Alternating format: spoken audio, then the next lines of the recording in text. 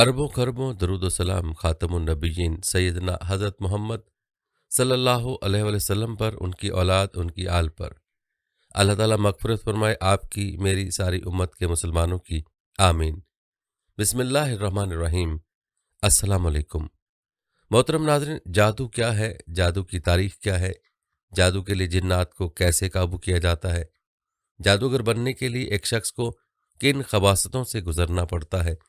और जादू के बारे में हक़ाइक़ क्या हैं? इसके अलावा जाली और शैतानी आमिलों की अलामात क्या हैं? और जादू करना या करवाना शरीयत में कैसा है? आज की वीडियो में मुकम्मल तफसीलात आपको बताएंगे।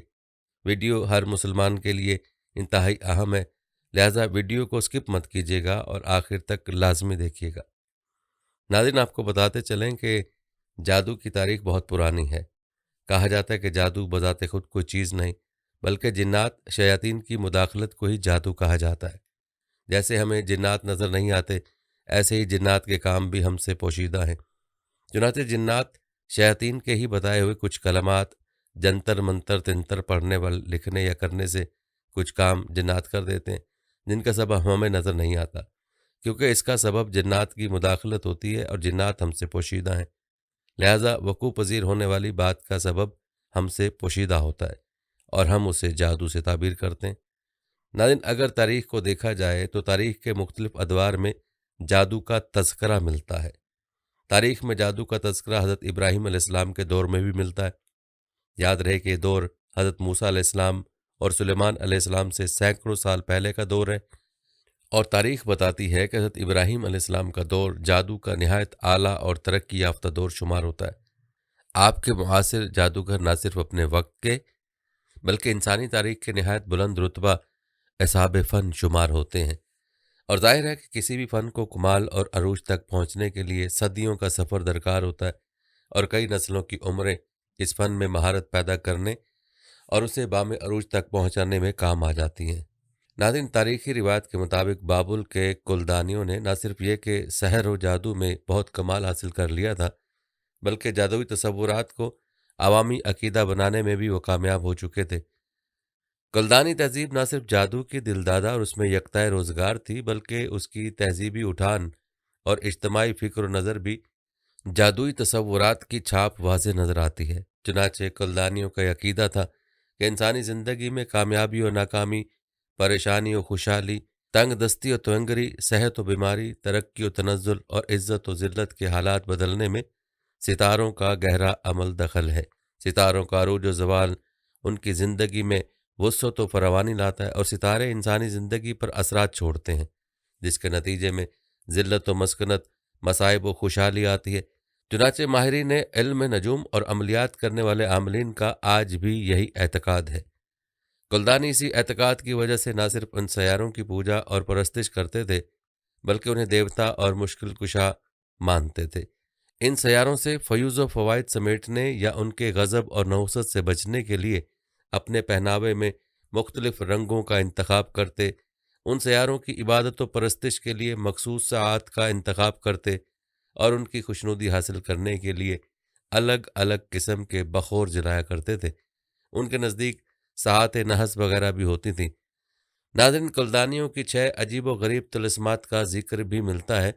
जादुई फ़िक्र व नज़र और अक़ीदा व ईमान में सयारों की अज़मत व हैबत और उनकी इबादत व परस्तिश के साथ साथ उस दौर के अहले बाबल फ़न जादूगरी में इस दर्जा कमाल और अरूज पर पहुँचे हुए थे कि उसके नज़ीर बात के अदवार में भी खाल खाल ही नज़र आती है।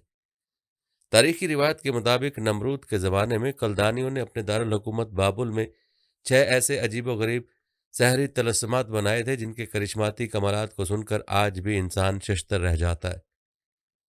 नंबर 1, तांबे की बत्तख।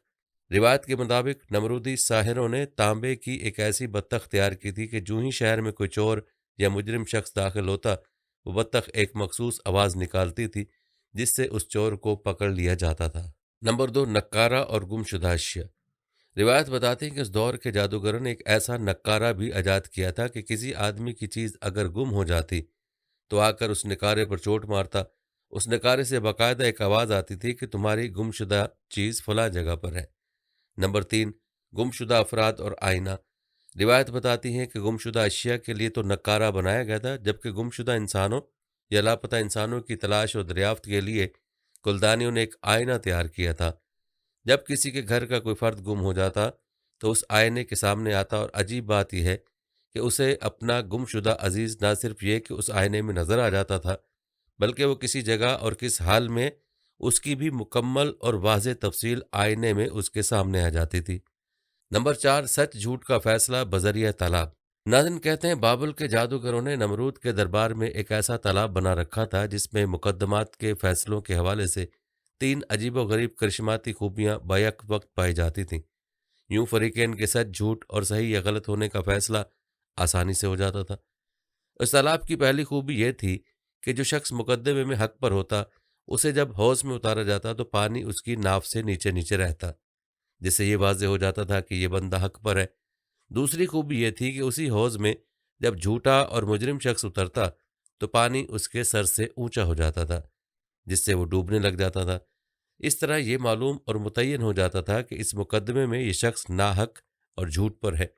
اور تیسری دلچسپ خوبی یہ تھی کہ اگر وہ مجرم شخص اپنی غلطی اور دوسرے فریق کے حق کا اعتراف کر لیتا تو پانی نیچے ہو جاتا تھا اور اسے غرق نہیں کرتا تھا۔ نمبر 5، کاک ٹیل بذریعہ تالاب۔ ناظرین روایت کے مطابق نمرودی دربار ہی میں ایک تالاب عیاشی کے لیے بنایا گیا تھا، جو انسانی تاریخ کا نہایت حیران کن خصوصیت کا حامل تالاب تھا۔ سال کا ایک خاص دن تھا جس دن امرائے سلطنت اور دیگر معززین اور رؤسائے شہر اپنے اپنے گھروں سے اپنی اپنی پسند کے مشروبات لے کر اس حوض کے کنارے پکنک اور رنگ رلیاں منانے اکٹھے ہوتے تھے، اور ہر شخص اپنا مشروب اس حوض میں ڈال دیتا تھا۔ اس طرح شہر بھر سے آنے والے رؤسا کے طرح طرح کے مشروبات اس حوض میں مکس ہو جاتے تھے۔ لیکن حیران کن بات یہ ہے کہ دوران جشن جب یہ لوگ اس حوض میں سے مشروب پینے کے لیے برتن ڈالتے تو ہر شخص کے برتن میں صرف وہی مشروب آتا تھا جو خود اس نے اس حوض میں ڈالا ہوتا تھا۔ نمبر 6، عجیب و غریب شجر سایہ دار۔ ناظرین آپ نے سایہ دار درخت زندگی میں سینکڑوں بار دیکھے ہوں گے۔ جتنا کسی درخت کا حجم ہوتا ہے اسی کے حساب سے اس کا سایہ چھوٹا یا بڑا ہوتا ہے، لیکن کلدانی جادوگروں نے اپنے بادشاہ نمرود کے درباریوں اور ملاقاتیوں کی سہولت کے لیے جو جادوئی درخت بنایا تھا اس کی کرشماتی خصوصیت جان کر آپ کے بھی دانتوں کو پسینہ آ جائے گا۔ روایت کے مطابق کلدانی ساحروں نے نمرود کے دربار میں ایک ایسا جادوئی درخت نصب کر رکھا تھا جس کا سایہ اس کے اپنے حجم کے مطابق نہیں بلکہ درباریوں کی تعداد کے مطابق گھٹتا اور بڑھتا تھا۔ جتنے لوگ آتے جاتے اس کا سایہ اتنا پھیلتا چلا جاتا تھا، حتیٰ کہ اگر 1,00,000 لوگ آ گئے ہیں تو اسی ایک درخت کا سایہ ان تک پہنچ جائے گا، کسی نئے صاحبان کی ضرورت نہیں پڑے گی۔ ناظرین یہ تاریخی روایات ہیں جن کے سچا یا جھوٹا ہونے کے بارے میں کچھ کہا نہیں جا سکتا۔ یہ روایت جس طرح سے منقول ہے اسی طرح سے بیان کی گئی ہیں۔ اس حوالے سے آپ کی سوچ کیا ہے؟ کمنٹ میں ہمیں ضرور آگاہ کیجیے گا۔ ناظرین ہم بات کر رہے تھے جادو کی تاریخ کی۔ یاد رہے کہ حضرت ابراہیم علیہ السلام کے دور کے کئی سو سال بعد حضرت موسیٰ علیہ السلام اور فرعون کا زمانہ آتا ہے۔ یہ بھی جادو اور سحری عملیات کے عروج کا زمانہ تھا۔ جیسا کہ حضرت موسیٰ علیہ السلام کا واقعہ قرآن مجید میں مذکور ہے کہ جب انہوں نے اپنے معجزات دکھائے تو فرعون نے لوگوں کو یہی باور کرانے کی کوشش کی کہ یہ جادو ہے اور موسیٰ جادوگر ہیں۔ اس بات کو ثابت کرنے کے لیے وہ مشہور مقابلہ ہوا جس کی تفصیلات قرآن میں موجود ہیں۔ چنانچہ فرعون کے بلائے گئے جادوگروں کا جادو موسیٰ علیہ السلام کے معجزے کے مقابلے میں ختم ہو گیا اور جادوگر سجدے میں گر پڑے۔ اس کے باوجود بھی شام، مصر، عراق، بابل کے اندر جادوگری اور عملیات کا سلسلہ اسی طرح جاری رہا، یہاں تک کہ لوگوں کے لیے جادو اور معجزے میں فرق کرنا ہی مشکل ہو گیا، کیونکہ بظاہر جس طرح جادو کے ذریعے رونما ہونے والے کام کا سبب مخفی ہوتا ہے، اسی طرح معجزے کے ذریعے رونما ہونے والے کام کا سبب بھی مخفی ہوتا ہے۔ چنانچہ اس غلط فہمی کو دور کرنے کے لیے کسی زمانے میں عراق کے ایک علاقے بابل میں اللہ تعالیٰ نے 2 فرشتوں ہاروت اور ماروت کو نازل کیا، اور اس کا ذکر بھی قرآن میں موجود ہے کہ اللہ تعالیٰ نے ان 2 فرشتوں کو 2 مقاصد کے لیے نازل کیا، ایک جادو اور معجزے میں فرق واضح کرنا، اور دوسرا انسانوں کی آزمائش اور امتحان۔ چنانچہ یہ فرشتے کسی کنویں یا غار میں موجود ہوتے تھے، لوگ ان کے پاس آتے تھے، یہ فرشتے بتاتے تھے کہ ایسا ایسا کرنے، پڑھنے یا لکھنے سے جادو ہوتا ہے اور یہ کفر ہے، ناجائز ہے، اللہ کی نافرمانی ہے۔ ایسا ایسا پڑھنے لکھنے سے تو ہر کوئی یہ کام کر سکتا ہے، لیکن معجزہ ایسا نہیں ہوتا، وہ ہر کسی کے ہاتھ پر ظاہر نہیں ہوتا، بلکہ صرف اسی کے ہاتھ پر ظاہر ہوتا ہے جو اللہ کا رسول ہوتا ہے۔ اس کے لیے ضروری نہیں کہ کچھ خاص کلمات ہی پڑھیں گے یا لکھیں گے یا کوئی خاص عمل کریں گے تو معجزہ ظاہر ہوگا، بلکہ جب اللہ چاہتا ہے رسول اور نبی کے ہاتھ پر معجزہ ظاہر ہو جاتا ہے۔ چنانچہ وہ فرشتے اس طرح لوگوں کو جادو اور معجزے کا فرق سمجھاتے اور جادو کی بھی وضاحت کرتے۔ یہ سب کچھ لوگوں کے لیے ایک امتحان بھی تھا، کیونکہ دنیا دارالامتحان ہے۔ چنانچہ جادو کی وضاحت اور جادو کی حقیقت بتاتے وقت کچھ لوگ اسے اپنے پاس نوٹ کر لیتے، یاد کر لیتے اور پھر وہی کام کرنا شروع کر دیتے۔ ناظرین، یہاں یہ وضاحت بھی کرتے چلیں کہ جادو کی ابتدا ہاروت ماروت سے نہیں ہوئی، بلکہ اس سے بہت پہلے کفر شیطانوں نے ہی انسانوں کو سکھایا تھا۔ ہاروت ماروت تو اس کی حقیقت اور کفر واضح کرنے کے لیے آئے تھے۔ ناظرین، تاریخی روایت سے یہ بھی معلوم ہوتا ہے کہ مدینہ کے یہودی جادوگروں میں مبتلا تھے، حالانکہ وہ اپنے آپ کو انبیاء کا سچا پیروکار سمجھتے تھے۔ جب ان سے کہا جاتا کہ یہ عملیات کا جو کام تم کرتے ہو یہ کون سے نبی کی تعلیمات میں ہے، تو فوراً کہتے یہ عملیات حضرت سلیمان علیہ السلام کی تعلیمات ہیں، اور انہی عملیات کے ذریعے انہوں نے جنات کو قابو اور تابع کیا ہوا تھا اور جنات سے کام لیتے تھے۔ تب اللہ تعالیٰ نے سورہ بقرہ کی آیت نمبر 102 نازل فرمائی، اور انہوں نے اس جادو کے کفریہ کلمات کی پیروی کی جس کو سلیمان کے دور حکومت میں شیطان پڑھا کرتے تھے، اور سلیمان نے کوئی کفر نہیں کیا، البتہ شیاطین ہی کفر کرتے تھے۔ وہ لوگوں کو جادو کے کفریہ کلمات سکھاتے تھے، اور انہوں نے اس جادو کی پیروی کی جو شہر بابل میں دو فرشتوں ہاروت اور ماروت پر اتارا گیا تھا، اور وہ یعنی فرشتے اس وقت تک کسی کو کچھ نہیں سکھاتے تھے جب تک کہ یہ نہ کہتے ہم تو صرف آزمائش ہیں تو تم کفر نہ کرو۔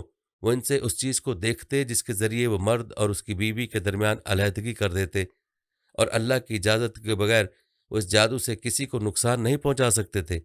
وہ اس چیز کو سیکھتے تھے جو ان کو نقصان پہنچائے اور ان کو نفع نہ دے، اور بے شک وہ خوب جانتے تھے کہ جس نے اس جادو کو خرید لیا اس کا آخرت میں کوئی حصہ نہیں، اور کیسی بری چیز ہے وہ جس کے بدلے میں انہوں نے اپنے آپ کو فروخت کر ڈالا ہے، کاش یہ جان لیتے۔ ناظرین، اس آیت میں اللہ تعالیٰ نے مدینہ کے ان لوگوں کی بات کی تردید فرمائی ہے جنہوں نے جادو کو حضرت سلیمان علیہ السلام کے ساتھ منسوب کرنے کی کوشش کی تھی، اور فرشتوں کی بات بھی واضح فرما دی کہ ان کی آزمائش کے لیے تھے، لیکن لوگوں نے اس چیز کو اختیار کیا جو ان کے لیے بری تھی۔ ناظرین، بیان کی گئی آیت سے واضح ہوتا ہے کہ مدینہ کے یہود حضرت سلیمان علیہ السلام کو ساحر اور جادوگر کہتے تھے، اور جب ہمارے نبی کریم صلی اللہ علیہ وسلم حضرت سلیمان علیہ السلام کا نبیوں میں ذکر فرماتے تو وہ یہودی اس پر طعن و تشنیع کرتے اور کہتے کہ دیکھو ان کو کیا ہوا ہے کہ سلیمان کا نبیوں میں ذکر کرتے ہیں، حالانکہ سلیمان محض جادوگر تھے۔ اس حوالے سے امام ابن جریر رحمۃ اللہ علیہ اپنی سند کے ساتھ روایت کرتے ہیں کہ صدی نے بیان کیا کہ حضرت سلیمان علیہ السلام کے دور حکومت میں شیطان آسمان پر گھات لگا کر بیٹھ جاتے اور بیٹھ کر فرشتوں کا کلام کان لگا کر سنتے کہ زمین میں کون کب مرے گا، بارش کب ہوگی، اور اس قسم کی دیگر باتیں۔ پھر آ کر کاہنوں کو وہ باتیں بتاتے، کاہن لوگوں کو باتیں بتاتے، اور وہ باتیں اس طرح واقع ہو جاتی۔ ان کے ساتھ بہت سے جھوٹ ملا کر لوگوں نے باتیں کتاب میں لکھ لیں، اور بنو اسرائیل میں یہ مشہور ہو گیا کہ جنات کو غیب کا علم ہے۔ حضرت سلیمان علیہ السلام نے ان کتابوں کو تلاش کروا کر منگوایا اور ایک صندوق میں رکھ کر اپنی کرسی کے نیچے دفن کر دیا، اور شیاطین میں سے جو بھی ان کی کرسی کے قریب جاتا وہ جل جاتا۔ اور حضرت سلیمان علیہ السلام نے اعلان کر دیا کہ میں نے جس شخص کے متعلق بھی سنا کہ وہ کہتا ہے کہ شیاطین غیب جانتے ہیں، میں اس کی گردن اڑا دوں گا۔ حضرت سلیمان علیہ السلام فوت ہو گئے، اور وہ علماء بھی گزر گئے جن کو یہ واقعہ معلوم تھا، اور کئی سال گزر گئے تو ایک دن وہ شیطان انسان کی صورت بن کر بنو اسرائیل کی ایک جماعت کے پاس گیا اور کہا کہ میں تم کو ایک نہ ختم ہونے والا خزانہ دکھا سکتا ہوں۔ اس نے ان سے کہا اس کرسی کے نیچے زمین کھودو۔ انہوں نے کھودا تو وہ کتابیں نکل آئیں۔ شیطان نے کہا حضرت سلیمان علیہ السلام اس جادو کی وجہ سے انسانوں، جنوں اور پرندوں پر حکومت کرتے تھے۔ پھر بنو اسرائیل میں نسل در نسل یہ مشہور ہو گیا کہ حضرت سلیمان علیہ السلام جادوگر تھے، حتیٰ کہ جب نبی کریم صلی اللہ علیہ وسلم مبعوث ہوئے اور آپ نے حضرت سلیمان علیہ السلام کا انبیاء علیہ السلام میں ذکر کیا تو بنو اسرائیل نے اس پر اعتراض کیا اور کہا کہ سلیمان تو جادوگر تھے۔ اللہ تعالیٰ نے ان کے رد میں یہ آیت نازل فرمائی اور انہوں نے اس کی پیروی کی جس کو سلیمان علیہ السلام کے دور حکومت میں شیطان پڑھا کرتے تھے، اور سلیمان نے کوئی کفر نہیں کیا، البتہ شیاطین ہی کفر کرتے تھے، وہ لوگوں کو جادو سکھاتے تھے۔ नाज़रीन, इसी तरह इमाम इब्न जरीर रहमतुल्लाह अलैह अपनी सनद के साथ रिवायत करते हैं, जब शयातीन जिनों को हज़रत सुलेमान अलैहिस्सलाम की मौत का इल्म हुआ तो उन्होंने सहर के मुख्तलिफ असनाफ और इकसाम को लिखकर एक किताब में मुदव्वन किया और उसके ऊपर ये नाम लिख दिया कि ये सुलेमान बिन दाऊद के दोस्त आसिफ बिन बरखिया की तहरीर है और इसमें इल्म के ख़जानों के ज़ख़ीरे हैं। फिर इस किताब को हज़रत सुलेमान अलैहिस्सलाम की कुर्सी के नीचे दफन कर दिया। फिर बाद में बनु इसराइल की बाकी मादा कौम ने उसको हज़रत सुलेमान अलैहिस्सलाम की कुर्सी के नीचे से निकाल लिया। जब उन्होंने इस किताब को पढ़ा तो उन्होंने जादू फैला दिया और जब हमारे नबी सल्लल्लाहु अलैहि वसल्लम ने हज़रत सुलेमान बिन दाऊद अलैहिस्सलाम का अंबिया और मुरसलीन में ज़िक्र किया तो मदीना के यहूदियों ने कहा, क्या तुम हज़रत सैयदना मोहम्मद सल्लल्लाहु अलैहि वसल्लम पर ताज्जुब नहीं करते कि वो सुलेमान को अंबिया में ज़िक्र करते हैं, हालांकि वो सिर्फ़ एक जादूगर थे। तब अल्लाह ताला ने उनकी रद्द में ये आयत नाजिल की और उन्होंने इसकी पैरवी की जिसको सुलेमान के दौरे हुकूमत में शयातीन पढ़ा करते थे और सुलेमान ने कोई कुफ्र नहीं किया, अलबत्ता शयातीन ही कुफ्र करते थे, वो लोगों को जादू सिखाते थे। नाज़रीन, आपको बताते चलें कि इमाम इब्न जोज़ी ने इन आयतों के शान नज़ूल में मज़ीद 4 कौल नकल किए हैं। पहला कौल अबू सालेह ने हज़रत इब्न अब्बास रज़ियल्लाहु तआला अन्हु से रिवायत किया है कि जब हज़रत सुलेमान अलैहिस्सलाम के हाथ से उनकी सल्तनत निकल गई तो शयातीन जिन्होंने सहर को लिखकर उनकी जाए नमाज के नीचे दफन कर दिया और जब उनकी वफ़ात हुई तो उसको निकाल लिया और कहा कि उनकी सल्तनत इस सहर की वजह से थी। दूसरा कौल सईद बिन जबीर रज़ियल्लाहु तआला अन्हु ने हज़रत इब्न अब्बास रज़ियल्लाहु तआला अन्हु से रिवायत किया है कि आसिफ बिन बरखिया हज़रत सुलेमान अलैहिस्सलाम के अहकाम लिख लिया करते थे और उनको उनकी कुर्सी के नीचे दफन कर दिया करते थे। जब हज़रत सुलेमान अलैहिस्सलाम फौत हो गए तो उस किताब को शैतानों ने निकाल लिया और हर 2 सतूर के दरमियान सहर और झूठ लिख दिया और बाद में उसको हज़रत सुलेमान अलैहिस्सलाम की तरफ मंसूब कर दिया। तीसरा कौल अकरमा रज़ियल्लाहु तआला अन्हु ने कहा, शैतानों ने हज़रत सुलेमान अलैहिस्सलाम की वफ़ात के बाद सहर को लिखा और उसको हज़रत सुलेमान अलैहिस्सलाम की तरफ मंसूब कर दिया। चौथा कौल कतादा रहमतुल्लाह अलैह ने कहा, शैतानों ने जादू को ईजाद किया, हज़रत सुलेमान अलैहिस्सलाम ने इस पर कब्ज़ा करके उसको अपनी कुर्सी के नीचे दफन कर दिया ताकि लोग इसको ना सीखें। जब हज़रत सुलेमान अलैहिस्सलाम फौत हो गए तो शैतानों ने उसको निकाल लिया और लोगों को सहर की तालीम दी और कहा यही सुलेमान का इल्म है। नाज़रीन, इन रिवायत को बयान करने का मकसद ये था कि मदीना के यहूदियों का इल्ज़ाम जो उन्होंने हज़रत सुलेमान अलैहिस्सलाम पर लगाया था उसकी तरदीद कुरान और हदीस से वाज़ेह हो जाए। नाज़रीन, ये जादू की तारीख़ के हवाले से चंद रिवायत थीं जो आपने मुलाज़ा की। जादू की इब्तिदा कब हुई इस बारे में कोई ख़ास कौल रिवायत में नहीं मिलता, अलबत्ता ये बात वाज़ेह है कि जादू शयातीन और जिन्नात का फैलाया हुआ अमल है जिसमें सिवाय गंदगी और अल्लाह की नाफरमानी के और कुछ नहीं है। जादूगर क्या करते हैं और जादू में क्या गलाजतें पाई जाती हैं, आइए इस हवाले से आपको बताते हैं, ज़रा गौर से कान खोल कर सुनिएगा। नाज़रीन, जब कोई शख्स किसी जादूगर आमिल के पास जाता है और अपना इलाज करवाता है तो वो जादूगर जादू को ख़त्म करने के लिए खुद भी शिरकिया और हराम काम व अमलियात करता है और मरीज़ से भी जाने अनजाने में नाजायज़ काम करवाता है। चुनाचे खुद तो ऐसे अफ़ाल सरअंजाम देता है जो उसने मुख्तलिफ चिल्लों में सीखे होते हैं कि ऐसा ऐसा करने से शैतान जिन्नात खुश होंगे और तुम जो कहोगे वो पूरा करेंगे। चुनाचे वो मोमबत्तियाँ जलाता है, कुछ पढ़ता है और फिर हुक्म देता है। इसी तरह मरीज़ से जानवर तलब करता है और जिन्नात के नाम पर कुर्बान करता है। इस तरह उनसे काम लेकर मरीज़ का कुछ न कुछ टूटा फूटा काम कर देता है। इसी तरह अमलियात के नाम पर दौरान अमल खुद भी नापाक रहता है और मरीज़ को भी कई कई दिनों तक गुस्ल ना करने, फोतगी वाले घर ना जाने, परहेज़ जलाली और परहेज़ जमाली के नाम पर कई चीज़ों की पाबंदी लगा देता है। गोश्त समेत हर चीज़ को खाने से रोक देता है जो किसी जानदार से हासिल होती है। नाज़रीन, देखा जाए तो बाज़ लोग ऐसे कामों को बहुत मामूली समझते हैं और उनके इर्तिकाब में ज़रा भी हिचकिचाहट नहीं महसूस करते। हालांकि ये काम ऐसे हैं जो मामूली नहीं है बल्कि अकीदे से ताल्लुक़ रखते हैं और ईमान की बर्बादी का बायस बन जाते हैं। इस पर नबी अकरम सल्लल्लाहु अलैहि वसल्लम का यह फरमान सादिक आता है कि एक आदमी मक्खी की वजह से जन्नत में चला गया और एक आदमी मक्खी के सबब ही जहन्नुम में चला गया।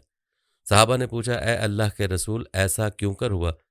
तो आप सल्लल्लाहु अलैहि वसल्लम ने फरमाया, 2 आदमी एक ऐसी बस्ती के पास से गुजरे कि जहाँ के बासियों का एक बुत था और उनका कानून था कि कोई भी शख्स वहाँ से तब तक गुजर नहीं सकता था जब तक कि उस पर कोई चीज़ कुर्बान न करे।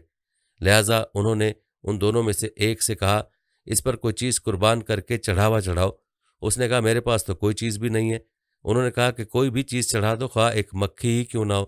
اس نے مکھی پکڑی اور اس بت پر قربان کر دی۔ پھر انہوں نے دوسرے سے کہا کہ تم بھی اس پر کوئی قربانی چڑھاؤ۔ اس نے جواب دیا میں اللہ کے سوا کسی کے لیے کوئی قربانی نہیں دوں گا اور نہ ہی کسی غیر اللہ پر کوئی چڑھاوا چڑھاؤں گا۔ اس بت کے پجاریوں نے اس کی گردن اڑا دی۔ یوں یہ شخص جنت میں چلا گیا اور پہلا شخص جہنم میں چلا گیا۔ ناظرین، ایک اور طریقہ جو غیر مسلموں یعنی ہندوؤں، عیسائیوں وغیرہ میں مشہور ہے، وہ رقص و سرود کے ذریعے جن نکالنے کا طریقہ ہے۔ یہی وہ طریقہ ہے جس میں شرکیہ اور غیر شرعی افعال کا ارتکاب کیا جاتا ہے۔ رقص و سرود کی اجتماعی محافل، دوران رقص بے حیائی کا ارتکاب، مدہوش کن خوشبو اور شمع جلانا اسی طریقے میں بروئے کار لایا جاتا ہے۔ در حقیقت یہ ایک رسم سی ہے، اس میں شیاطین کی پرستش کی جاتی ہے اور آخر میں حاضرین محفل میں سے ایک شخص غیر اللہ کے نام پر کیا گیا ذبیحہ مریض کے سر پر لے کر کھڑا ہو جاتا ہے۔ اس کا خون آسیب زدہ شخص کے جسم پر ملا جاتا ہے اور آخر میں ایک عورت تمام مردوں کے سامنے برہنہ ہوتی ہے۔ مختصر بات یہ ہے کہ اختلاط، رقص و سرود، غیر اللہ کے نام پر جانور ذبح کرنا اور شیطان کی پرستش کی وجہ سے یہ حرام ہے۔ البتہ غیر مسلم تو چونکہ حلال حرام سے مبرہ ہیں، لیکن مسلمان کو چاہیے کہ ایسے کسی بھی عمل کے قریب نہ جائیں جو شیطانی عمل ہے۔ اللہ سے دعا ہے اللہ تعالی ہمیں محفوظ فرمائے، آمین۔ ناظرین، آپ کو بتاتے چلیں کہ جادو کو ختم کرنے کا ایک غلط طریقہ یہ بھی ہے کہ جادوگر مریض کے اندر سے جنوں کو بھگانے کے لیے اس مریض پر اس کے جنوں سے بڑے طاقتور جن مسلط کر دیتا ہے۔ چنانچہ کبھی تو وہ جن واقعتاً اس کے جنوں کو بھگا دیتے ہیں اور کبھی اس مریض کی زندگی کو عذاب بنا دیتے ہیں۔ اس سب کے ساتھ ساتھ ان طریقوں سے پہلے حساب کتاب کے نام پر جو بے بنیاد، غیر شرعی اور ناجائز کام کرنے پڑتے ہیں، ان کی لسٹ الگ ہے۔ ناظرین، کہا یہ جاتا ہے کہ مذکورہ تمام طریقے ایسے ہیں کہ جن کے ذریعے جادو زدہ مریض کا علاج کیا جائے تو زیادہ امکان یہی ہوتا ہے کہ اس سے جن نکلنے کی بجائے اور بھی پختہ ہو جاتا ہے، کیونکہ اسے اپنے جیسا ایک ناپاک جسم مل جاتا ہے جو کسی بھی طرح کے حرام کام کے ارتکاب میں ہچکچاہٹ نہیں دکھاتا۔ ناظرین، اس کے علاوہ بھی جادو کرنے اور کرانے میں ایسی غلاظتیں شامل ہیں کہ جن کو بیان کرتے ہوئے بھی زبان لرز جاتی ہے اور کان ان کو سننے کے متحمل نہیں ہو پائیں گے۔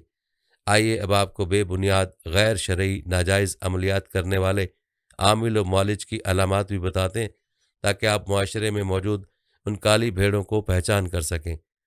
بیان کی جانے والی علامات میں سے کوئی علامت کسی روحانی عامل کے اندر پائی جاتی ہو تو سمجھ لیں یہ روحانی نہیں، شیطانی عمل ہے، اور یہ جو عملیات کر رہا ہے وہ شرعاً ناجائز ہیں۔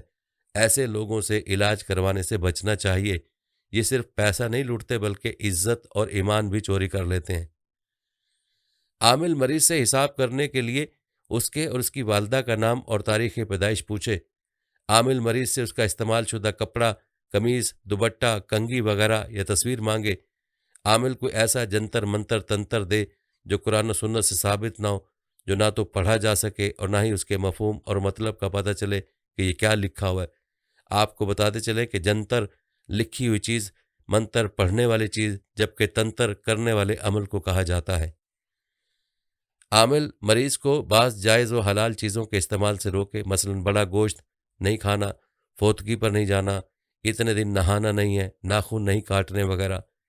عامل جادو والے طلسم لکھے، تعویذات تیار کر کے دے، ان پر خانوں والی شکلوں میں 5 حروف و اعداد لکھ کر دے، سٹار جیسے نشانات بنائے، عجیب و غریب زبان میں کچھ لکھ کر دے، اللہ کا کلام تحریر کر کے اس کو کاٹ کاٹ کر استعمال کرنے کی تلقین کرے، تعویذات پر آیات اور مقدس اسما کو الٹا سیدھا توڑ پھوڑ کر لکھے، آگے کا حرف پیچھے اور پیچھے کا آگے کر کے لکھے، اور غیر اللہ کی قسم دلا کر بحق فلاں بن فلاں پڑھے یا لکھ کر دے۔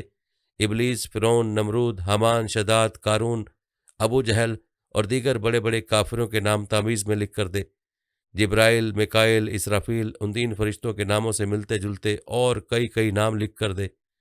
عامل علاج کے لیے مرغا، بکرا، گوشت وغیرہ صدقے کے نام پر طلب کرے یا کسی قبرستان ویرانے میں پھینک دینے کا کہے۔ عامل نے مختلف قسم کے چلے کر کے کچھ جنات، شیاطین سے رابطے بنا رکھے ہوں اور آنے والے مریض پر انہیں حاضر کر کے مختلف شعبدے دکھائے اور بڑے بڑے دعوے کرے۔ عامل مریض کو کچھ چیزیں یا تعویذ دے اور کہے اسے قبرستان میں دفنا دو، کسی درخت سے لٹکا دو یا ویرانے میں پھینک دو، مختلف قسم کی دالیں منگوائے، ہانڈی والا عمل کرے۔ ناظرین، یہ تمام عاملات ایک ایسے عامل کی ہیں جو جعلی عامل ہے، ایسے عاملوں سے دور رہنا چاہیے۔ ناظرین، اکثر لوگوں کے ذہن میں سوال ہوتا ہے کہ جادوگر کون ہوتا ہے اور کیسے بنتا ہے؟ تو آپ کے علم میں یہ بات ہونا ضروری ہے کہ شیطان کسی جنس کا نام نہیں بلکہ شیطان ایک وصف ہے۔ چنانچہ قرآن حکیم سے ہمیں پتہ چلتا ہے کہ شیطان جنوں میں سے بھی ہوتے ہیں اور انسانوں میں سے بھی ہوتے ہیں۔ جادوگر اور عامل دراصل انسانی شکل میں شیطان ہوتے ہیں۔ جادو کی کوئی ایک قسم نہیں اور نہ اسے سیکھنے کا کوئی ایک طریقہ ہے۔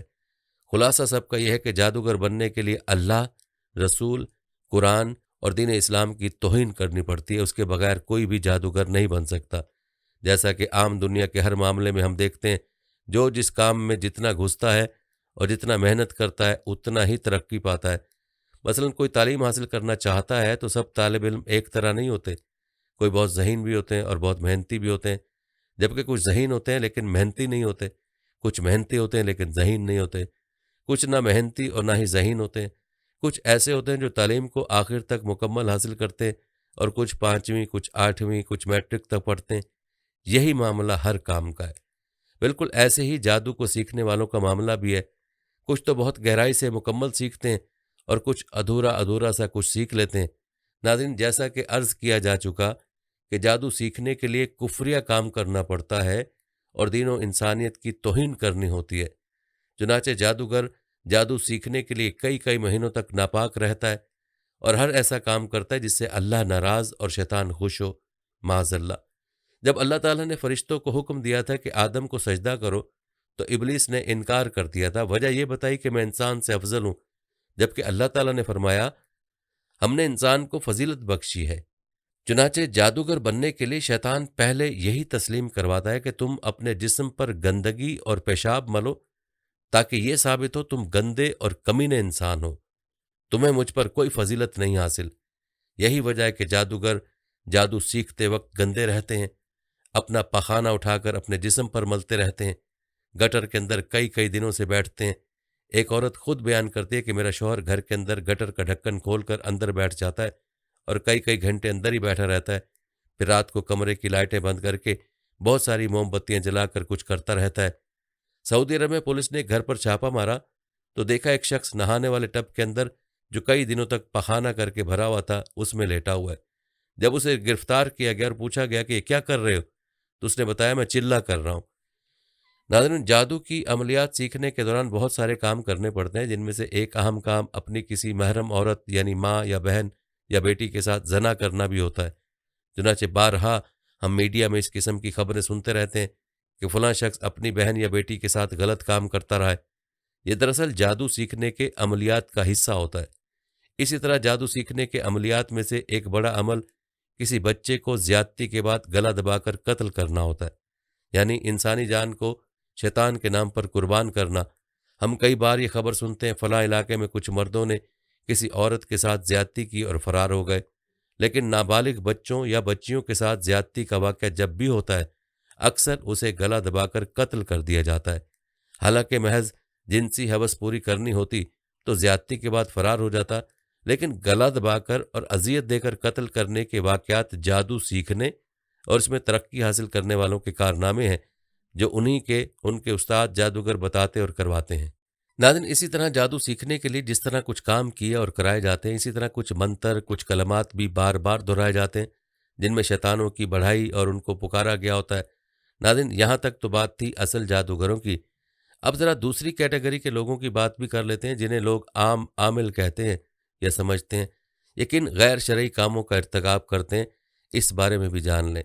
ناظرین، جادوگروں کی دوسری کیٹیگری ان لوگوں کی ہے جو اوپر بیان کردہ انتہائی گندے اور گھٹیا اعمال تو نہیں کرتے، البتہ خوبصورت لبادے میں لپٹے غیر شرعی اور ناجائز عملیات شیطان ان سے بھی کرواتا ہے۔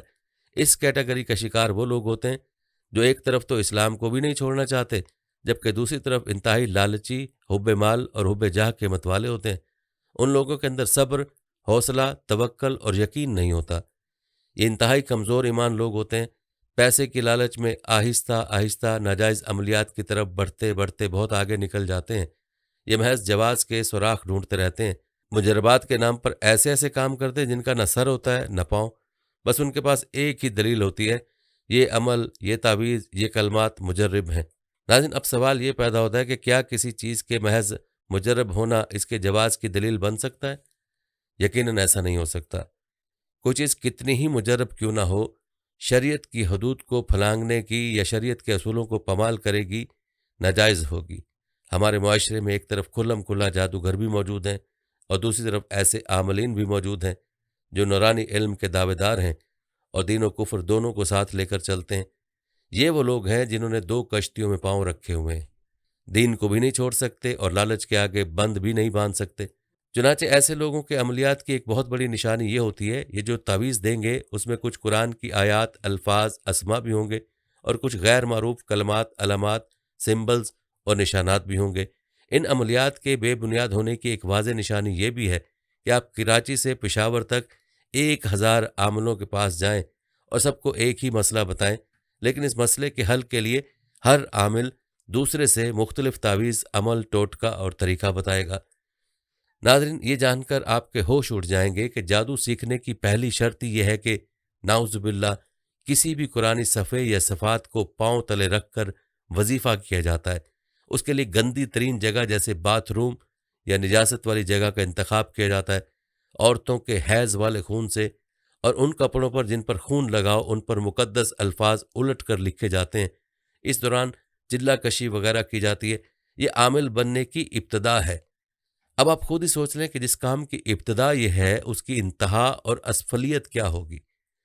ناظرین، آپ نے سنا ہوگا کہ الو کا گوشت اور کھال وغیرہ جادو ٹونوں میں استعمال کی جاتی ہے۔ صرف یہی نہیں، حالت جمع میں جو نجاست بدن سے نکلتی ہے اسے بھی تعویذ لکھنے کے لیے استعمال کیا جاتا ہے اور انسان اسفل سافلین میں شمار ہونے لگتا ہے۔ انسانی بدن کی نجاست کے علاوہ ناپاک جانوروں کی غلاظت، خون، کھوپڑیاں عملیات میں استعمال کی جاتی ہیں۔ بعض اوقات جو لوگ قبرستان میں سخت قسم کی چلہ کشی وغیرہ کرتے یا کرواتے ہیں اس میں مردوں کی توہین، ان کے ساتھ بدفعلی اور اس قسم کے ہزاروں ایسے کام کیے جاتے ہیں جس کے بارے میں عام انسان سوچ بھی نہیں سکتا۔ ایک عورت عامل کے پاس آئی اور کہا میرا شوہر میری بات نہیں مانتا، اس کے لیے کوئی تعویذ دیں۔ عامل نے عورت سے کہا 1 مہینے تک ناخن نہیں کاٹنے، جب اچھے خاصے بڑے ہو جائیں تو میرے پاس آنا۔ مہینے بعد عورت اس کے پاس گئی تو عامل نے اس کے ناخن کاٹ کر ایک برتن میں ڈالے اور برتن چولہے پر رکھا۔ جب ناخن پگھل گئے تو کہا اب یہ کسی طریقے سے اپنے شوہر کو کھلا دو۔ عورت نے ایسا ہی کیا، جس کے نتیجے میں خاوند پر جنات کا کوئی ایسا اثر ہوا کہ وہ پاگلوں کی طرح ہو گیا اور مصیبت ختم ہونے کی بجائے مزید بڑھ گئی۔ ناظرین، جادو میں موجود ان غلاظتوں اور ان خباثتوں کے بارے میں جاننے کے بعد اب آپ خود فیصلہ کریں کہ جادو کرنے والا کا ایمان کیسے باقی رہ سکتا ہے، اور پھر وہ لوگ جو ان ظالموں کے پاس جاتے ہیں، جادو کا سہارا لیتے ہیں یا لینے کی کوشش کرتے ہیں، کہ یہ جادوگر ان کے ایمان کو سلامت چھوڑیں گے؟ ہرگز نہیں۔ اس لیے خدا را اپنے آپ کو جادوگروں اور عاملوں سے دور رکھیں اور اپنے ایمان کی حفاظت کریں۔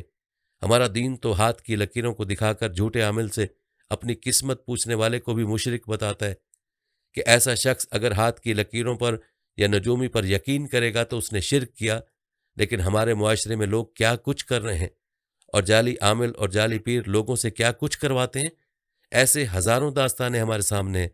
سوشل میڈیا پر یہ تماشے ہم لوگ دیکھتے ہیں اور میڈیا پر آئے روز ایسی خبریں پڑھتے اور سنتے ہیں، لیکن اس کے باوجود بھی ہم لوگ باز نہیں آتے۔ یہ سراسر جہالت ہے اور دین سے دوری ہے۔ خدا را بجائے عاملوں کے پاس جا کر اپنا ایمان ضائع کرنے کے کسی عالم یا مفتی کے پاس جائیں اور اس سے اپنی اصلاح کروائیں، کسی ولی کامل کی تلاش کریں اور اپنا تزکیہ کریں اور اپنے ایمان کو بچائیں، نہ کہ جعلی عاملوں اور پیروں کے پاس جا کر اپنا ایمان ہی داؤ پر لگا لیا جائے۔ ناظرین، جادو کی تاریخ اور جادو کی خباثتوں کے بارے میں آپ نے تفصیل ملاحظہ کی ہے۔ ناظرین، جادو اور جنات کے تذکرے میں اکثر موکل یا موکلات کا ذکر بھی کیا جاتا ہے، اور اکثر لوگوں کے ذہن میں سوال ہوتا ہے کہ موکل کیا چیز ہے؟ آئیے اس بارے میں بھی آپ کو بتاتے ہیں۔ یاد رہے کہ عملیات کی دنیا میں موکلات کا بہت زیادہ چرچا ہوتا ہے۔ بہت سارے لوگ یہ دعویٰ کرتے ہیں کہ ان کے پاس یعنی ان کے قبضہ اور کنٹرول میں موکلات ہیں، یہاں تک کہ بعض لوگ ہزاروں موکلات کے قبضہ کنٹرول میں ہونے کا دعویٰ بھی کرتے ہیں۔ موکل سے کیا مراد ہے؟ جب اس بات کو تلاش کرنے کی کوشش کی گئی تو پتہ چلا جتنے منہ اتنی باتیں ہیں۔ بعض عاملین کا کہنا ہے موکل ہم ذات کو کہتے ہیں، بعض کا کہنا ہے موکل جن ہوتا ہے، جبکہ ایک مکتبہ فکر سے تعلق رکھنے والے ایک عامل جو عالم دین بھی ہیں، ان کا کہنا ہے کہ موکل سے مراد فرشتے ہیں۔ ناظرین، اس بات کا مطلب یہ ہوا کہ جب یہ دعویٰ کیا جاتا ہے کہ میرے قبضے میں موکل ہیں، تو گویا وہ یہ کہہ رہا ہوتا ہے کہ میرے قبضے میں فرشتے ہیں۔ بہرحال زیادہ تر لوگوں کا خیال ہے ہمزاد یا قرین، یعنی وہ جن جو ہر انسان کے ساتھ پیدا ہوتا ہے، جس کا ذکر حدیث میں بھی ہے، وہ موکل کہلاتا ہے، اور یہی وہ جن ہے جس کے ساتھ بعض غیر شرعی چلے کر کے رابطہ بنانے کی کوشش کی جاتی ہے، اور یہ کبھی کبھی رابطے میں آ بھی جاتا ہے۔ ناظرین، اب سوال یہ پیدا ہوتا ہے کہ کیا جنات کو قابو کیا جا سکتا ہے؟ یعنی مکمل طور پر اپنے کنٹرول میں کرنا کہ جو چاہیں اس سے کام لیں، کیا یہ ممکن ہے؟ تو اس سوال کا جواب یہ ہے کہ نہیں، ایسا نہیں ہو سکتا۔ البتہ جنات سے لنک اور رابطہ تو بن جاتا ہے، لیکن وہ مکمل طور پر قابو اور قبضے میں نہیں آتے۔ ویسے بھی شرعاً یہ درست نہیں ہو سکتا کہ آپ جن پر قبضہ کر لیں اور جو چاہیں اس سے کام لیں، کیونکہ وہ بھی انسانوں ہی کی طرح اللہ کی ایک مکلف مخلوق ہے۔ جیسے کسی انسان کو غلام بنانا جائز نہیں، اسی طرح کسی جن کو بھی غلام بنانا جائز نہیں ہو سکتا۔ اس سلسلے میں کچھ تفصیل آپ کو بتاتے ہیں، جس کی وضاحت حضرت مفتی شفیع صاحب نے اپنی کتاب معرف القرآن میں کی ہے۔ فرماتے ہیں، خلاصہ یہ ہے کہ جنات کی تسخیر اگر کسی کے لیے بغیر قصد و عمل کے محض من جانب اللہ ہو جائے، جیسا کہ سلیمان علیہ السلام اور بعض صحابہ کرام کے متعلق ثابت ہے، تو معجزہ یا کرامت میں داخل ہے۔ اور جو تسخیر عملیات کے ذریعے کی جاتی ہے، اس میں اگر کلمات کفریہ یا اعمال کفریہ ہوں تو کفر، اور صرف معصیت پر مشتمل ہو تو گناہ کبیرہ ہے۔ اور جن عملیات میں ایسے الفاظ استعمال کیے جائیں جن کے معنی معلوم نہیں، ان کو بھی فقہ نے اس بنا پر ناجائز کہا ہے کہ ہو سکتا ہے کہ ان کلمات میں کفر و شرک یا معصیت پر مشتمل کلمات ہوں۔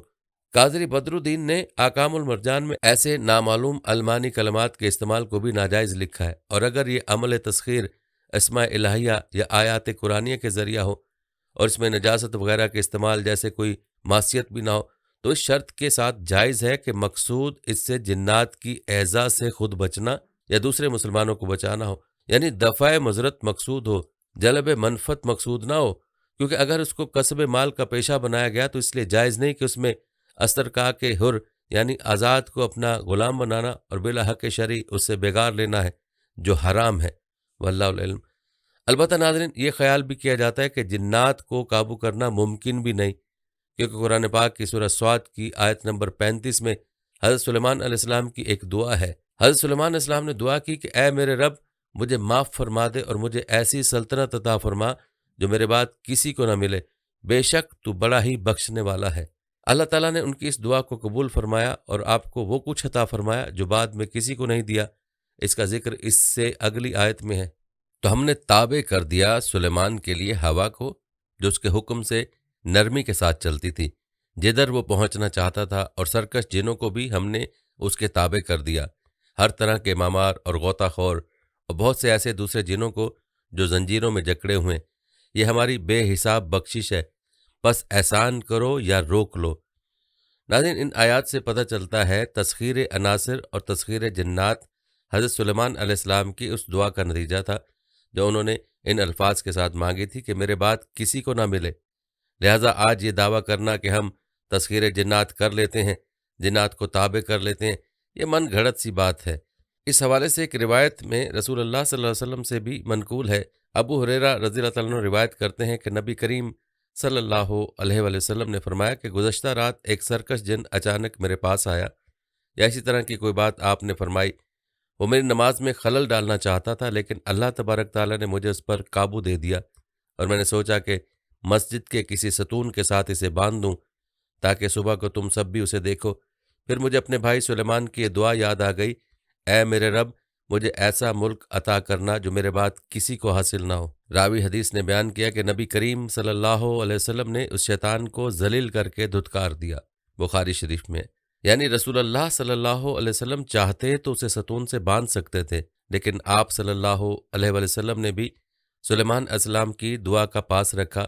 لہٰذا آج اگر کوئی جنات کو قابو کرنے کا دعویٰ کرتا ہے تو گویا وہ یہ کہنا چاہتا ہے کہ سلیمان علیہ السلام والی حکومت مجھے بھی مل گئی ہے۔ ناظرین، بعض عاملین کا کہنا ہم کوئی غیر شرعی عمل نہیں کرتے، بلکہ جائز طریقے سے جنات کے ساتھ دوستی لگاتے ہیں اور ان سے کام لیتے ہیں۔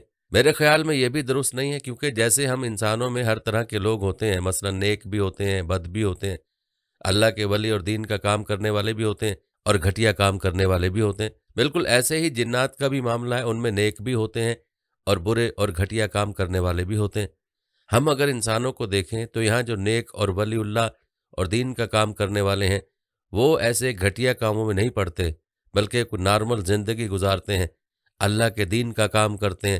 جیسے بڑے بڑے علماء جو علم میں بھی بڑے ہیں اور تقوی و دینداری میں بھی بڑے ہیں، وہ ان عملیات کے چکروں میں نہیں پڑتے، بلکہ ایسے ہی جنات میں سے بھی جو نیک ہوتے ہیں وہ ان چکروں میں نہیں پڑتے۔ اب لامحالہ انسانوں میں بھی چھوٹی سوچ، گھٹیا اور لالچی ذہن رکھنے والے اس کام میں پڑتے ہیں، اور ادھر سے جنات میں بھی گھٹیا اور شیطانی ذہن رکھنے والے جن ہی ان چکروں میں پڑتے ہیں۔ چنانچہ ان کا آپس میں رابطہ ہو جاتا ہے اور پھر یہ کچھ اس کی مانتے ہیں اور کچھ اپنی منواتے ہیں اور کام کرتے ہیں۔ ناظرین، یہاں یہ سوال بھی پیدا ہوتا ہے کہ اگر جنات تابع اور قابو نہیں ہوتے تو پھر کچھ عامل جادوگر لوگوں کے بعض باتیں کیسے بتا دیتے ہیں؟ مثلا کسی کو اس کا نام بغیر پوچھے بتا دیتے ہیں یا کچھ اور باتیں بتا دیتے ہیں۔ اس کا جواب یہ ہے کہ انسان کا ہمزاد یعنی وہ جن جو ہر انسان کے ساتھ ہوتا ہے، اس کے ساتھ لنک پیدا کرنے کے لیے بعض چلے کیے جاتے ہیں۔ بعض ایسے عملیات ہیں جن کے ذریعے بعض اوقات ہمزاد سے لنک قائم ہو جاتا ہے اور پھر اس ہمزاد کے ذریعے کچھ باتیں ادھوری سی معلوم کی جاتی ہیں اور لوگوں کو بتائی جاتی ہیں۔ جنات کے ساتھ اس طرح کا لنک پیدا کرنے اور دوستی لگانے کے لیے کچھ ایسے کام کیے جاتے ہیں جن کی شریعت میں گنجائش نہیں، بلکہ بعض اوقات کفر بھی کرنا پڑتا ہے، تب جا کر وہ شیطان جن خوش ہوتا ہے اور کچھ لنک قائم کر لیتا ہے۔ روایت کے مطابق خاص طور پر دو کام کرنے پڑتے ہیں، ایک انسانیت کی تذلیل، دوسرا دین کی توہین۔ یہ دو کام کرنے کے بعد ہی شیطان جن کے ساتھ دوستی کا تعلق پیدا ہوتا ہے اور پھر اس سے کام لینے کے لیے بار بار ایسے کام کرنے پڑتے ہیں۔ ناظرین، یہاں ایک اور اہم سوال پیدا ہوتا ہے، شیطان انسانیت کی تذلیل کیوں کروانا چاہتا ہے؟ تو دراصل بات یہ ہے کہ انسان اور شیطان کا جھگڑا شروع ہی سے اس بات سے ہوا تھا کہ اللہ نے فرمایا ہم نے بنی آدم کو فضیلت بخشی ہے، تو شیطان نے اس بات کو تسلیم کرنے سے انکار کر دیا اور کہا کہ میں افضل ہوں، کیونکہ انسان مٹی سے اور میں آگ سے بنا ہوں۔ چنانچہ آج بھی جو لوگ شیطان جن سے دوستی لگانا چاہتے ہیں وہ اس وقت تک دوستی کا تعلق نہیں پیدا کر سکتے جب تک کہ اپنے آپ کو ذلیل نہ کریں۔ چنانچہ یہ عملیات سیکھنے اور اس میں مہارت پیدا کرنے اور جادوگر بننے کے لیے ناپاک رہنا پڑتا ہے، پخانے اور گندگی میں رہنا پڑتا ہے، جس کا تفصیلی ذکر پہلے گزر چکا ہے۔ البتہ ناظرین، پہلی بات تو یہ ہے کہ ایسا ممکن ہی نہیں ہے جنات کو قابو کر لیا جائے۔ اگر ممکن ہوتا تو یہ عاملین اور جادوگر ملکوں کے وزیر اعظم اور صدور کو اتا کر خود تختہ حکومت پر بیٹھ جاتے، جب دل کرتا جن کو حکم کرتے، آرمی چیف جسٹس کو غائب کر دیتے۔ بنگالی اور ہندوستانی اب تک جنوں کے ذریعے پاکستانی کو تہس نہس کر کے رکھ دیتے، یا افغان طالبان جو بلا شبہ اس دور کے ولی اللہ ہیں، ان کو 20 سال امریکہ کے ساتھ جنگ نہ کرنی پڑتی اور وہ نیک جنوں کو حکم کرتے اور امریکہ کی اینٹ سے اینٹ بجا دیتے۔ یہ سارے کام جنات سے کروا لیے جاتے۔ اس بارے میں آپ کیا کہیں گے؟ کمنٹ میں ضرور بتائیے گا۔ ناظرین، یاد رہے کہ اس راستے پر چلنا شرعاً جائز بھی نہیں ہو سکتا، کیونکہ اگر ہم سیرت رسول صلی اللہ علیہ وسلم اور سیرت صحابہ کو دیکھیں تو ہمیں وہاں بھی ایسا کچھ نظر نہیں آتا۔ مکہ میں حضور صلی اللہ علیہ وسلم اور صحابہ نے کتنی تکلیفیں اٹھائیں، لیکن کبھی جنوں سے کام نہیں لیا۔ بڑی بڑی جنگیں لڑیں، زخم کھائے، شکست ہوئی، فتح ہوئی، شہادت ملی، قیمتی جانیں قربان ہوئیں۔ ایک ایک فتنے کو ختم کرنے کے لیے 40 ہزار صحابہ نے قیمتی جانیں قربان کر دیں، لیکن کبھی کسی جن کو نہیں کہا کہ تم اس فتنے کو ختم کر دو۔ غزوہ خندق کے موقع پر پیٹ پر پتھر تو باندھ دیے، لیکن جنوں سے کام نہیں لیا کہ ہم جنگ میں مصروف ہیں، چلو تم اتنا کام ہی کر دو کہ ہمارے لیے کھانے پینے کا بندوبست کر دو۔ تو خود ہی سوچ لیں کہ یہ عامل کس باغ کی مولی ہیں جو جنات سے اپنی مرضی کا ہر کام کروا لیں گے۔ یہ سب ڈرامے بازی ہے، یہ شیطانی چالیں ہیں جن سے لالچی بھیڑیے جاہل لوگوں کو لوٹتے ہیں اور ان کے ایمانوں کو خراب کریں۔ ناظرین، جہاں جادو کی بات آتی ہے وہیں پر کالے جادو کا نام بھی لازمی آتا ہے۔ تو چلیے آپ کو کالے جادو اور اس کی تاریخ اور حقیقت کے بارے میں بھی بتاتے ہیں۔ آپ کو بتاتے چلیں کہ قبالہ بابل کی تہذیب کا وہ علم ہے جو مخصوص اعداد و شمار اور علامات کے ذریعے کیا جاتا تھا، جسے مقامی زبان میں قبالہ کہا جاتا تھا۔ اسے ہم کالا جادو یا بلیک میجک سے تعبیر کرتے ہیں۔ روایت بتاتی ہیں سلیمان علیہ السلام کے دور میں لوگ براہ راست جنات اور شیاطین سے بات کیا کرتے تھے، جبکہ جنات اور شیاطین ایک ہی مخلوق ہیں۔ جنات نیک بھی ہوتے ہیں اور بد بھی، یعنی مسلمان جنات اور کافر جنات۔ مسلمان جنات کو جن ہی کہا جاتا ہے، جبکہ کفار جنات کو شیاطین کہا جاتا ہے۔ یہودی لوگ شیاطین سے جادو سیکھتے۔ روایت بتاتی ہیں کہ حضرت سلیمان علیہ السلام کی وفات کے بعد انہوں نے جادو پر مکمل طور پر یقین کر لیا اور اسے روحانی علم کا درجہ دیا، جس کا ذکر تفصیل سے گزر چکا ہے۔ روایات بتاتی ہیں کہ جب حضرت عیسیٰ علیہ السلام کو بھیجا گیا تو یہودیوں نے آپ کو ماننے سے انکار کر دیا، اور بولے کہ آپ ہمارے مسیحا نہیں بلکہ ہمارے مسیحا کے کوئی اور ہیں۔ یہ جس مسیحا کا انتظار کر رہے تھے وہ دجال تھا، کیونکہ ان یہودیوں نے جب قبالہ نامی جادو سیکھا تو اس جادو کے ذریعے کسی اور دنیا سے مخاطب ہوتے تھے۔ وہ جس دنیا کی بات کر رہے تھے وہ ابلیس کی دنیا تھی، جسے وہ روحانی دنیا کہا کرتے تھے۔ اس طرح وہ شیطان اکبر یعنی ابلیس سے براہ راست ہم کلام ہوتے۔ اسی نے انہیں بتایا کہ تمہارا مسیحا کوئی اور نہیں دجال ہے۔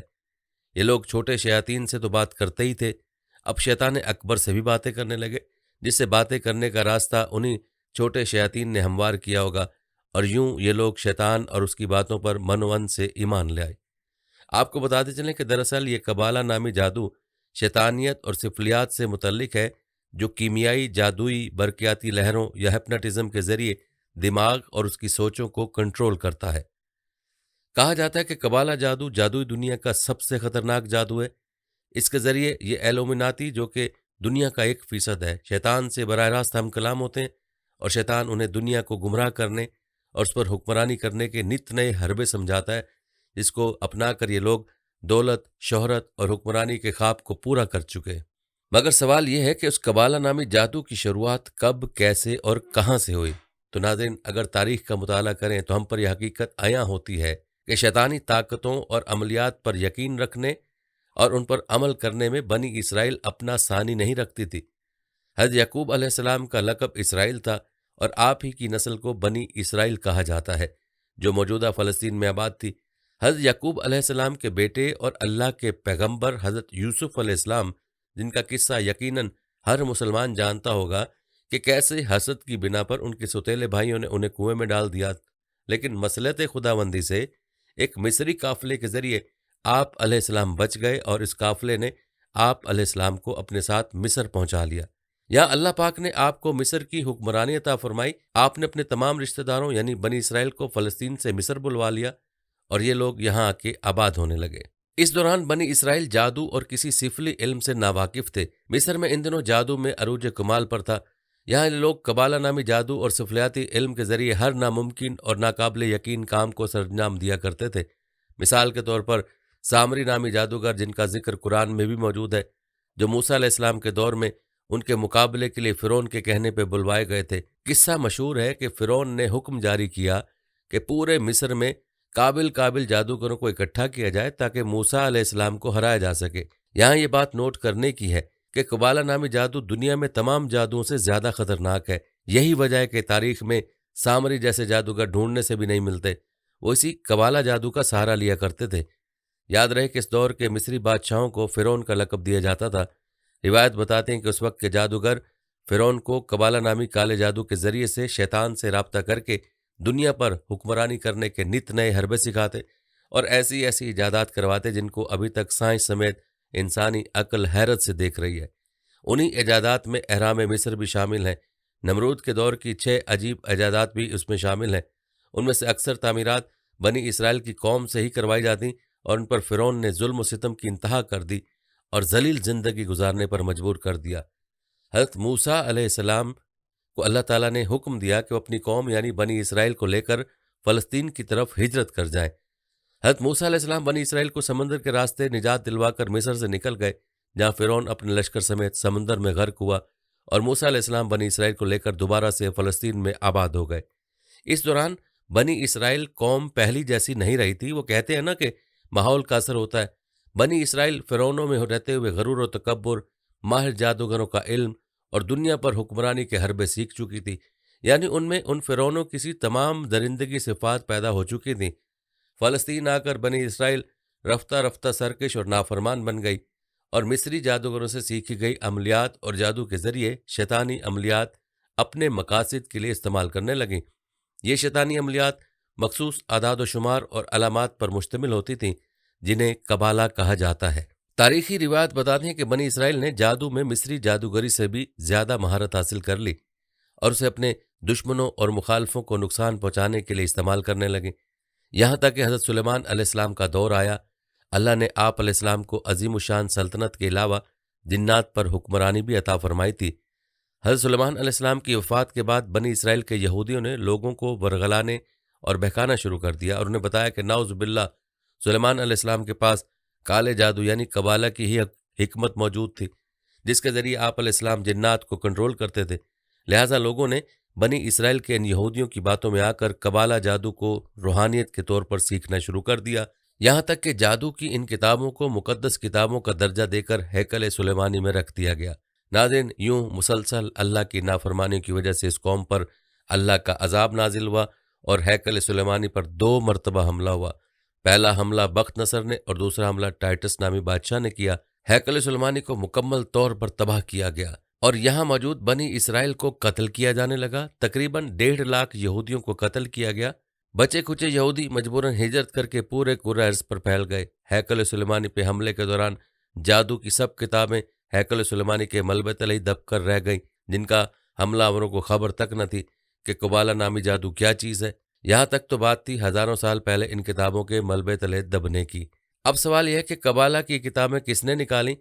تو اس حوالے سے روایت یہ بتاتے ہیں کہ 1128 عیسوی میں ان بچے کچے یہودیوں نے مل کر ایک تنظیم کی بنیاد رکھی جس کا نام نائٹ ٹیمپلر رکھا گیا۔ اس تنظیم کا مقصد بظاہر عیسائی مسافروں کو تحفظ فراہم کرنا تھا، یعنی بظاہر یہ ایک سیکیورٹی کمپنی بنائی گئی تھی، مگر در حقیقت ان کا مقصد ہیکل سلیمانی کے ملبے تلے موجود جادوئی کتابوں کو تلاش کرنا تھا، جن کے لوگ کبھی طالب علم رہے تھے اور یہ نہایت شاطرانہ انداز سے اس میں کامیاب بھی ہو گئے، کیونکہ 1860 عیسوی میں برطانیہ کے 2 انجینئرز نے حرم شریف کے نیچے کھدائی کی تاکہ کچھ سروے کر سکے، تو وہاں انہیں سرنگوں کا ایک جال نظر آیا جو ان نائٹ ٹیمپلرز نے کھودی تھیں تاکہ ہیکل کے کھنڈرات سے وہ نایاب جادوئی کتابیں ڈھونڈ سکیں۔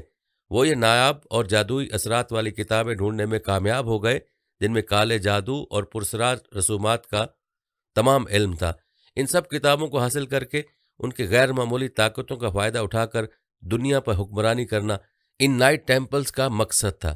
ناظرین، آپ نے ملاحظہ کیا کہ جادو دراصل شیطانی عمل ہے جس میں ایسی خباثتیں اور غلاظتیں ہیں کہ جن کے بارے میں انسان سوچ بھی نہیں سکتا، لیکن اس کے باوجود بھی عاملوں اور جادو ٹونا کرنے والوں کی تعداد میں اضافہ ہو رہا ہے، جو سخت خطرے کی بات ہے۔ باقی رہا جنات کو قابو کرنے کی بات، تو اس کی حقیقت بھی آپ ملاحظہ کر چکے ہیں کہ یہ بنی بنائی باتیں ہیں۔ اگر ایسا ممکن ہوتا تو پھر عامل تو الادین کے چراغ کی طرح دنیا پر حکمرانی کر رہے ہوتے، نہ کہ سڑکوں پر خوار ہو رہے ہوتے۔ ناظرین، یہ تھی ہماری آج کی ویڈیو۔ جانے سے پہلے ویڈیو کو شیئر ضرور کیجیے گا۔ ہم امید کرتے ہیں کہ آپ کو ہماری آج کی ویڈیو ضرور پسند آئی ہوگی۔ اگر آپ کو ہماری آج کی یہ ویڈیو پسند آئی ہے تو سب سے پہلے اس کو لائک کریں اور اپنی رائے کا اظہار کمنٹ سیکشن میں لازمی کریں۔ آخر میں آپ سے ایک بار پھر درخواست ہے کہ آپ ہمارے چینل کو ضرور سبسکرائب کر لیں اور ساتھ ہی لگے گھنٹی کے بٹن کو بھی کلک کریں تاکہ آپ کے پاس ہمارے آنے والی مزید ویڈیوز کا